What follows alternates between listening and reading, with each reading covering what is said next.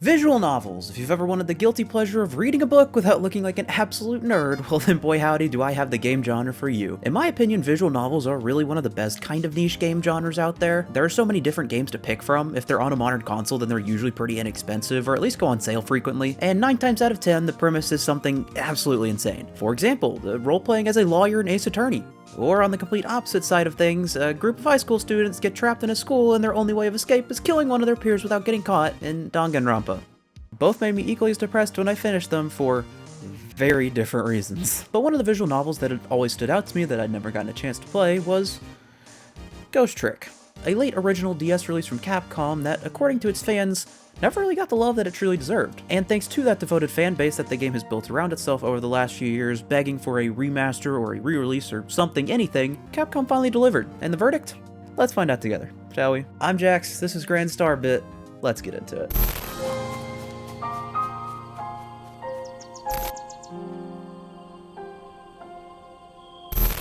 Ghost Trick starts out with one of those absolutely insane premises that I mentioned earlier. What if you had to solve your own murder? The game quite literally begins with a spotlight right on your fresh corpse, and you, now as a ghostly spirit with memory loss, must use your ability to freeze time and move from object to object, suddenly manipulating them as you move about to figure out who you are and why you were killed. But that's not the only power you have in your arsenal, as you quickly learn that when you encounter other dead bodies, you can travel just 4 minutes before their death to try and change the future and prevent them from dying. With these powers of the dead, you must travel to different locations, save an incredibly charming cast of characters, make it through the various puzzles that block your way, and solve the mystery of not just why you died, but what exactly is going on in the amazing little world of Ghost Trick Phantom Detective. The game was initially conceived by Phoenix Wright Ace Attorney creator Shu Takumi during development of the third Ace Attorney game in 2004, who wanted to start working on a new type of mystery game. But the project was put on hold so he could focus on porting the Ace Attorney trilogy to the Nintendo DS and develop its sequel, Apollo Justice. Takumi wouldn't get a chance to revisit his original draft again until October of 2007, where he rewrote the entire thing and full development could finally begin. Unfortunately, with that delay, the game wouldn't release until June 2010 in Japan and January 2011 for the rest of the world, which was quite literally right before the 3DS was about to release. So despite the very positive reviews Ghost Trick received at the time, its sales were very poor because who's gonna buy a DS game when the 3DS was right around the corner?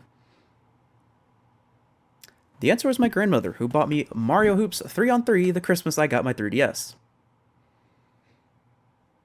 I'd ask her why, but I'd need the ghostly powers from the game because she's dead. Despite the poor sales, the game built up a pretty decent following over the years, eventually becoming a bit of a cult classic. But as a result, the game rose in price pretty dramatically secondhand, and since there was no other official way to experience the game other than a long-forgotten mobile port, playing Ghost Trick became a bit of a challenge. It wasn't until 2021, after several fan petitions and Ghost Trick ranking #1 by a significant amount on a list of remakes fans wanted to see, that development on a remaster would begin. And in 2023, Ghost Trick Phantom Detective finally made its grand return to all platforms. Like I said at the beginning of the video, this game had always kind of been on my radar, especially as a massive fan of the Ace Attorney series and the stories those games had to tell. So here I have the Japanese-only physical copy of the trilogy.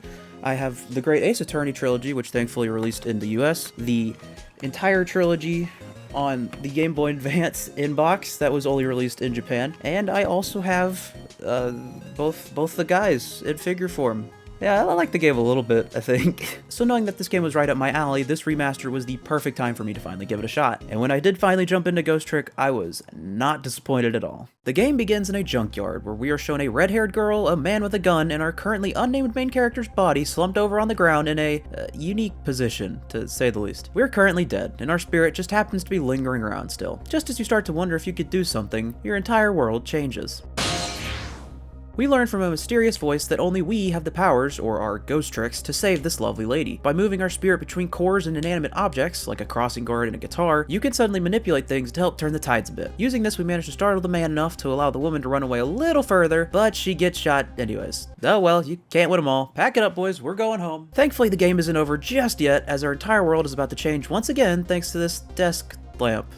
No, I'm not kidding. He's an incredibly important character. Anyways, the lamp offers us a deal, and upon thinking to ourselves what might be one of my favorite lines I've ever had to read in any piece of media ever, he teaches our main character a new and our most powerful ghost trick. Even though we can't manipulate dead bodies, if we possess one that has died within the last day, we can go back in time 4 minutes before their death and use our possessing powers then to change the future. So back in time we go to right before the game started. We get to watch the man confront the girl once again, but this time with a bit of a different angle on the situation. You make your way back up to the red-headed woman by moving between the different objects spread out throughout the junkyard, and stop the gunman by flattening him with a wrecking ball.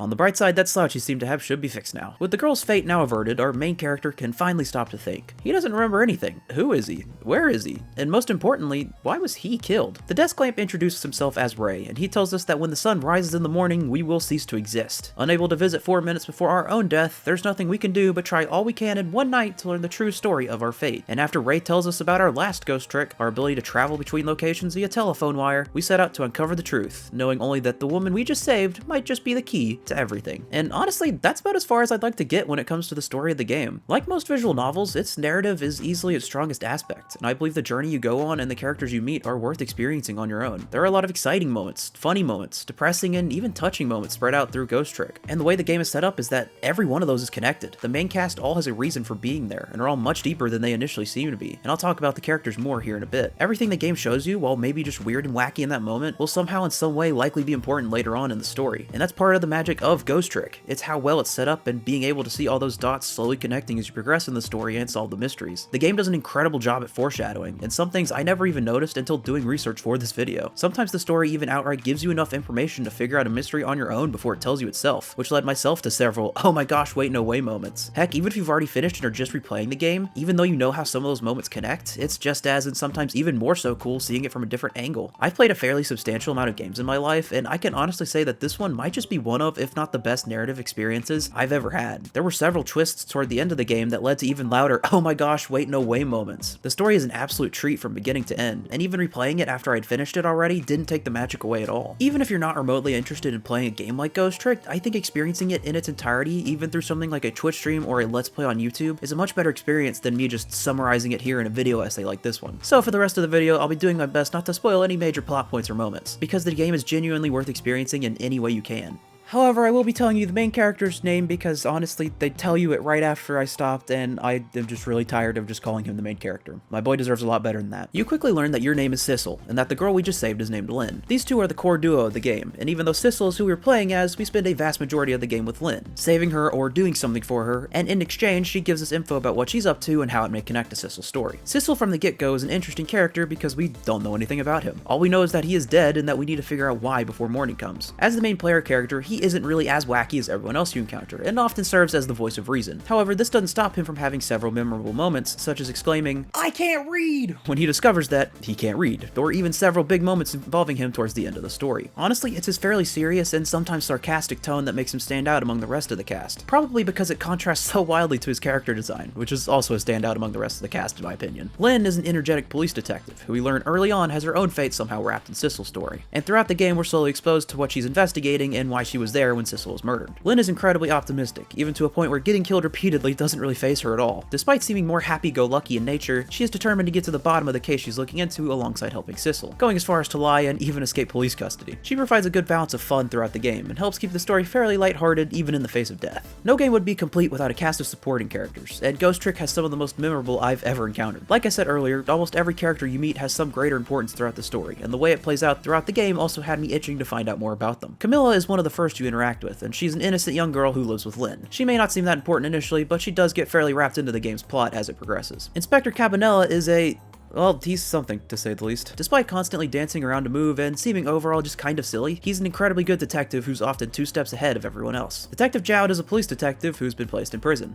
And that's about as much as I could say without getting into spoiler territory. But trust me, he's a really good character. And lastly, and arguably the standout among them all, is Missile. Missile is a Pomeranian who lives with Lynn and Camilla. He's given a voice when he's a spirit, so Sissel can and does have full conversations with him. And we learn he's made it his life's goal to protect both of his owners. He's absolutely adorable, and I can't believe I'm saying this, but I'm telling you, he might be one of the best characters in terms of writing, motivations, and story payoffs quite possibly ever. And I cannot stress enough to you that I'm not joking, I love this little guy. Throughout the entire game, you get to know and feel for every character really well, to a point where death, which is very common throughout the story, is still shocking almost every time, even though the main gimmick is preventing it and every fresh corpse you encounter is ultimately just brought back to life somehow. The game does an amazing job of smaller character moments to help build up and understand everyone. Even characters like these security guards, who in most games wouldn't be relevant whatsoever, here the game actively shows us how they act and how they interact with each other. Despite us only really encountering them a small handful of times throughout the entire game, you feel like you know them pretty well by the end of it all. Ghost Trick goes out of its way to make almost every character feel important, and that ultimately really helps you feel immersed in the world and its story. The game is relatively gameplay heavy for a visual novel, feeling like 50% gameplay and 50% story. It balances both really well, and when the game needed a story exposition dump of some sort, it never felt like it was too much, and the same could be said for longer gameplay moments. The game is sectioned into chapters, and since it all takes place in one night, they've done this really cool thing of adding specifically what time each chapter's event takes place at, as sort of like their titles. It really helps emphasize and remind you that this entire story only spans about 12 in-game hours. Almost every chapter has two fairly different gameplay styles, that being moving about from place to place in the real world, and then saving people in the past in the 4 minutes before death sequences. Both require you as Sissel to move around using your ghost tricks. In the ghost world, Sissel has a limited radius as to where he can move, but to counter that, Sissel can also return to the real world to trick or move whatever he's occupying. The game gets really creative with what you can pull off, and there are a lot of moments where you really have to think about what you're doing. They add a new gimmick of sorts during the back half of the game as well that really expands upon what you can do, and just further opens the possibilities for you and your ghostly powers. You can also move between locations using phone lines conveniently spread out throughout every location you need to get to. The menu for locations is designed to look like a rotary phone, and each location's name before you visit it is just known as its phone number before it gets a name. Both are fairly unnecessary touches, but I absolutely love that the game goes above and beyond to do them. The 4 minutes before death scenarios are, of course, the standout here. When you encounter a dead body, you connect with their core as if they were an inanimate object, and depending on how long they had been dead or if they had died previously already, you'd get to interact with them before both of you head back in time. The game shows you a recap of what happens before their death, and then after that you're free to reset and make your way through the scenario as much as you'd like. Occasionally you may do something smaller to change someone else's fate as you move around, which acts sort of as a checkpoint, and helps you start from different areas or repeat smaller sections without starting all the way over. There are a few scenes with multiple deaths that require you to start with going back for one person, make your way through their 4 minutes, and then upon finding someone else, you get to go back even further, solving both deaths and preventing even more from happening. The gameplay is honestly top notch, and I had an absolute blast solving puzzles with it. Oh man, and the music too, it's fantastic. They rearranged the entire soundtrack just for this release. Every single song is an absolute banger, and they fit their themes perfectly, with Lynn's theme in particular being the standout for me. Man, this game is just so good. I love it.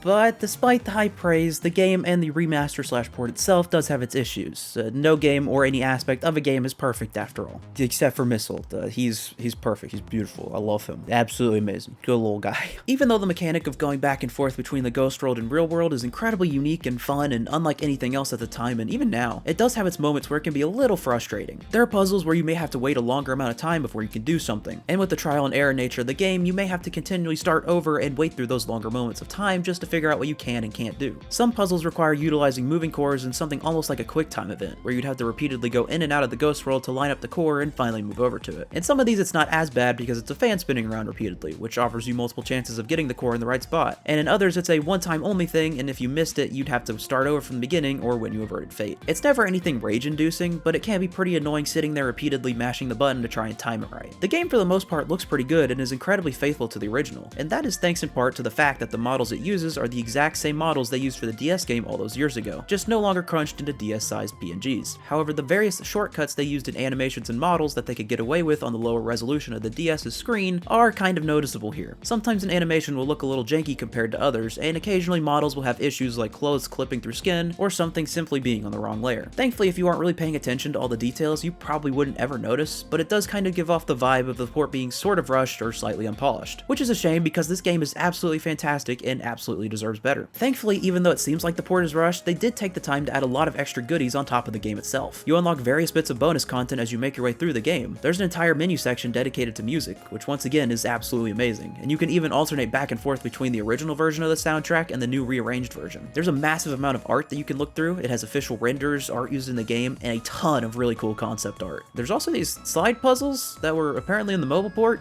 They're alright.